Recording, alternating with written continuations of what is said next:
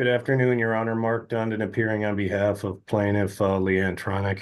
Good afternoon, Judge Elliot Blumgart on behalf of Donald Tronic, who's appearing via Zoom from my office. Yes, it's our motion, Your Honor, to fix a clerical error because the wrong list was attached to the judgment. So that's what we're here for today. And in my opinion, hopefully the court agrees with us. And if you do, then I think everything else, I think we have to go to mediation on any personal property dispute. But I guess I'm getting a little ahead of myself. Okay, Mr. Oh, go ahead. Sorry. I could largely rely on the pleadings. I mean, if the court has any question, I don't like admitting I didn't look, but I didn't look closely enough at the list. I think we laid out the timeline here, exactly what happened and when.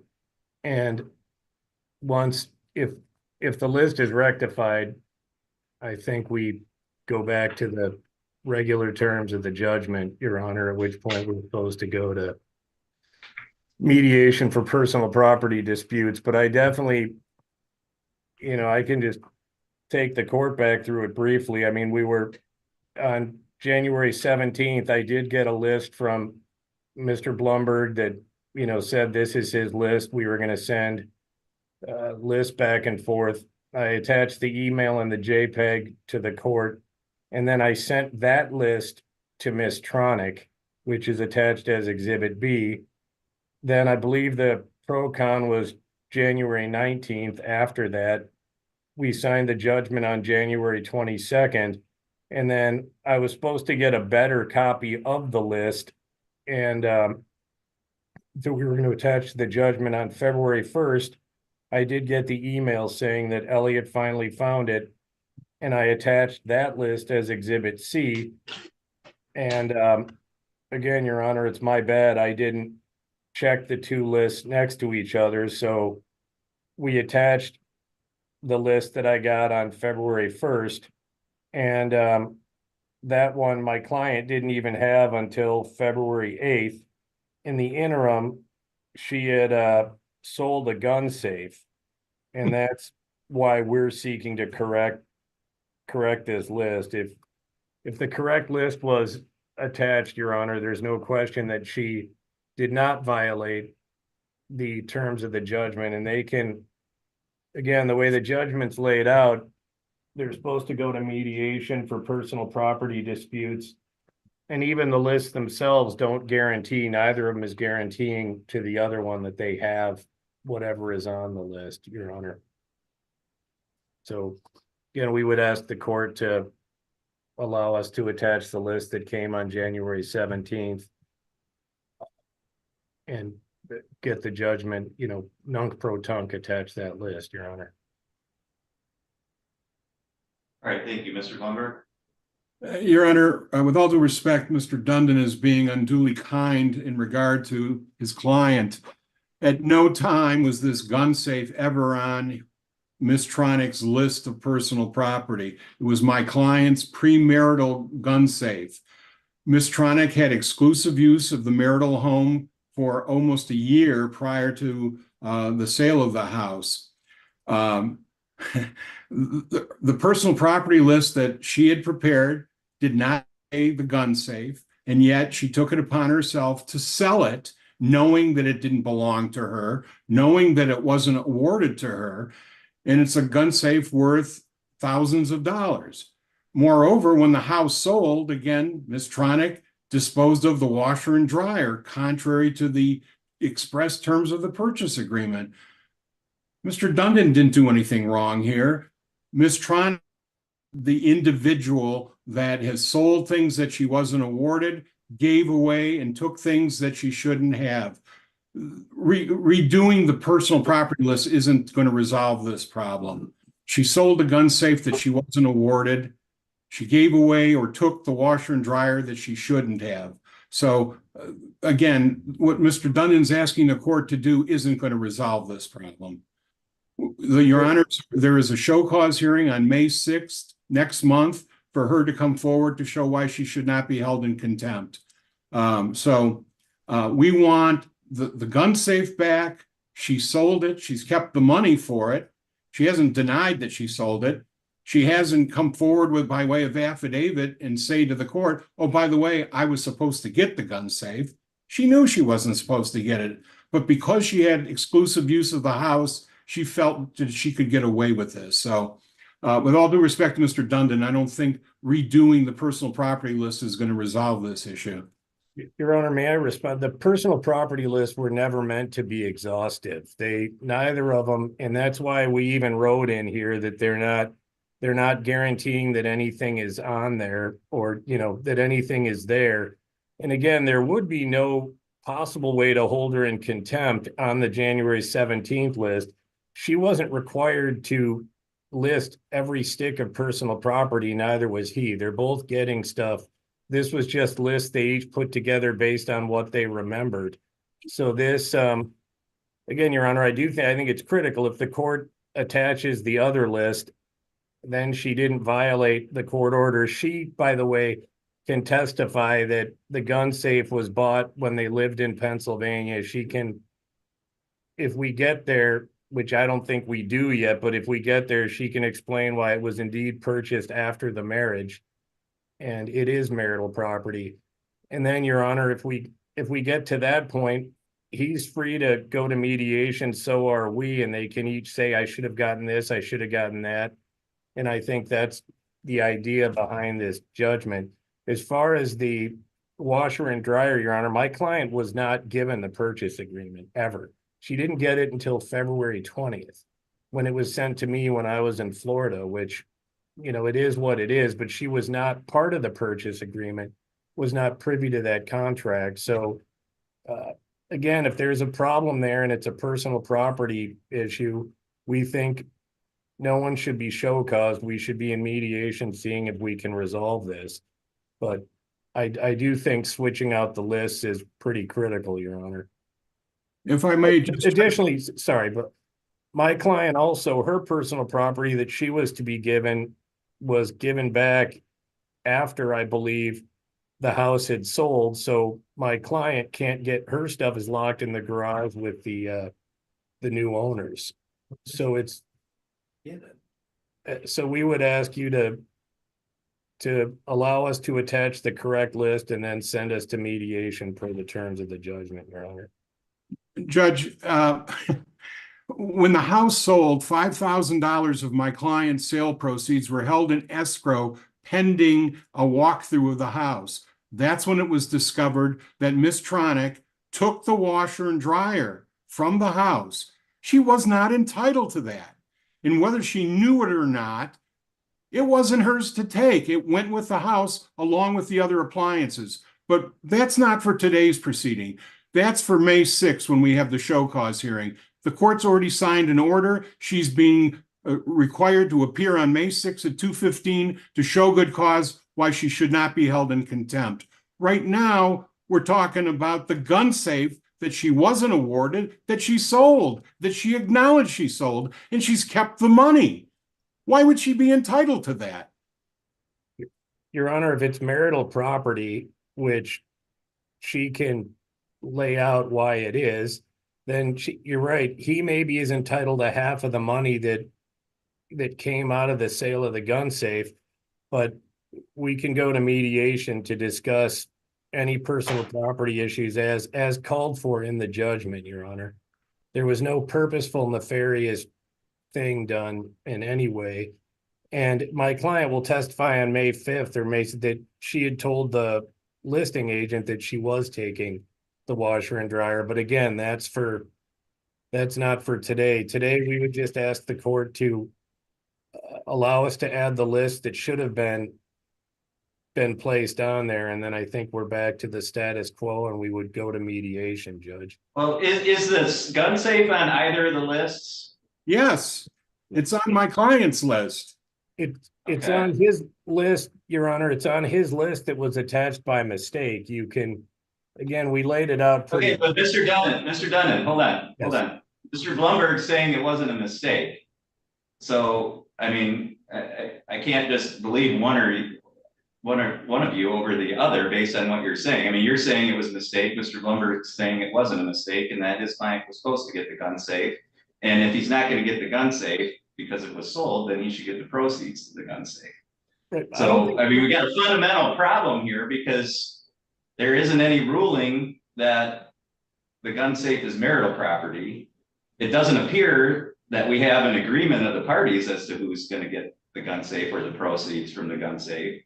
So, I mean, I think that's a bigger problem than just, and we're not dealing with, you know, a salad bowl here. We're dealing with a gun safe. It's not something that parties would typically leave out of an agreement. You know, we're not talking about a small piece of personal property that, you know, maybe everybody forgot about, and when the house is being cleaned out, it's like, oh yeah, here's this, which in my view is the kind of thing that under the judgment, you would go to mediation to determine that, okay, we didn't know about this, or we all forgot about it.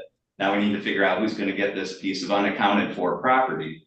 But the gun safe is not that kind of thing, in my view. And for the court to correct a mistake, I think everybody would have to agree that it was a clerical mistake. I don't think Mr. Blumberg is disagreeing that the list was not the one sent on the 17th, which is why I thought Mr. Blumberg and I did agree that that it was a mistake, that the wrong list was attached, Your Honor. That's the one we got on the 17th is the one I sent to my client. I did not look closely enough at the one on February 1st, but these people have all kinds of property that they didn't put into different. My client has a bunch of hairstyle stuff. There's all kinds of stuff that wasn't put on her list. She didn't itemize everything, Judge. Yeah, and I understand that, but I mean, a gun safe is kind of a big piece of property. Right? I mean, it's not something that fits in a drawer that we just don't have time to itemize. It seems like that would be something that the parties either would agree on or not agree on. And No, I would agree, Judge. We got to decide who gets it, but that my client didn't get the list until February 8th. She sold it on February 4th. We have to decide who gets it, but it's kind of like the washer and dryer. I would think we could go to mediation if my client is given the list as that he sent on February 17th, then he didn't have it in there either. He didn't put the gun safe.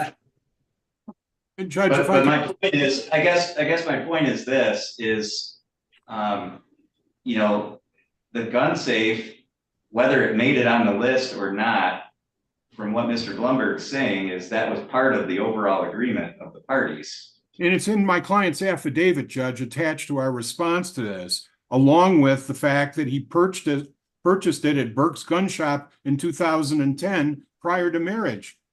Ms. Tronic hasn't come forward with any evidence, even asserting any entitlement to it. Well, Your Honor, all I was filing today was trying to correct the clerical error, Your Honor. This is what I was seeking to do, because in my opinion, if it's not on his list and it's not on her list, then it should be decided in mediation. That's what we're asking the court to do. If she didn't put it on hers, he didn't put it on his that I got on January 17th. And she disputes all those facts, but I believe if the court allows me to fix my error, and it was my error, I didn't compare the one on February 1st to the one that I had already gotten January 17th. Well, I looked at them quickly. They're both handwritten, and I just attached the second list, which I should not have done, Judge. If that's fixed, then he's free to say it's his individual property prior to marriage. She can say it's marital property. If it is marital property, he would be, no matter which way you slice it, due half the value. We don't disagree with that. He would, if it's a marital asset, he's due half the value of the gun safe. It's just there was no willful, sinister motive here. She didn't even get the list with the gun safe on it until 4 days after she sold it. I gave it to her February 8th. Judge, I think the fundamental question is, why would she think she was entitled to the gun safe the washer, and the dryer. She just helped herself because she had exclusive use of the home. My client hadn't been in that house except one time in probably a year. And it was only afterwards that we discover, after the sale, that these things were missing. And again, I appreciate Mr. Dundon's attempt to cover for his client. He's not the fault here. He didn't make the mistake. I think this falls at the feet of Leann Tronic. All right, well, I think what I need to decide, first of all, before I can correct anything, is I need to know or make a decision as to what the agreement was between the parties. Because if the agreement was Mr. Tronic was supposed to get the gun safe and it just didn't make it into the list, that's one thing. But if Ms. Tronic had no idea that he was supposed to get the gun safe and it didn't make it in the list and then she sold it, that's something completely different. And sitting here right now, I think I need to make some factual findings as to which scenario it is, because Mr. Tronic's version is that he was going to get the gun safe, she knew it, and whether it was on the list or not, she sold it and shouldn't have. Mr. Dundon, you're saying nobody had any agreements with regard to the gun safe. It wasn't on the initial list, and she didn't know it was supposed to go to him until after she sold it and got his list. So those are two completely different factual scenarios that I think the court has to make some findings on, because parties certainly aren't agreeing on which one is correct. So what I'd like to do is proceed on March 6th. We already have a hearing scheduled that date. That's going to give the two of you time to figure out how you want to approach this from an evidentiary standpoint. But I would expect the court will take some evidence on that date. And I've got to make that initial finding. And then if the court finds that the gun safe was part of the agreement, it was supposed to go to Mr. Tronic, then I think Mr. Blumgart's got an argument that she violated the agreement by selling it. If the court finds that either the parties didn't agree on who was supposed to get it, or it wasn't ever addressed by the parties, or Ms. Tronic is entitled to half of it, then that leads us down a completely different path. So I'm not going to rule on the motion to correct, because I don't think it's a motion to correct. I don't think there's something that needs to be corrected. I think there's factual findings that need to be made by the court. So we'll proceed on March 6th. With that hearing, both sides should be prepared to address that issue of who was supposed to get it, when the agreement was made, if there was an agreement, and so forth. And then we can address the issue of the washer and dryer on that date as well. So in terms of your motion, Mr. Dundon, the court's going to hold that in abeyance and we'll proceed on March 6th. Mr. Dundon, do you have any questions about that? No, Your Honor. I'm good to go. Is that going to be in person or via Zoom?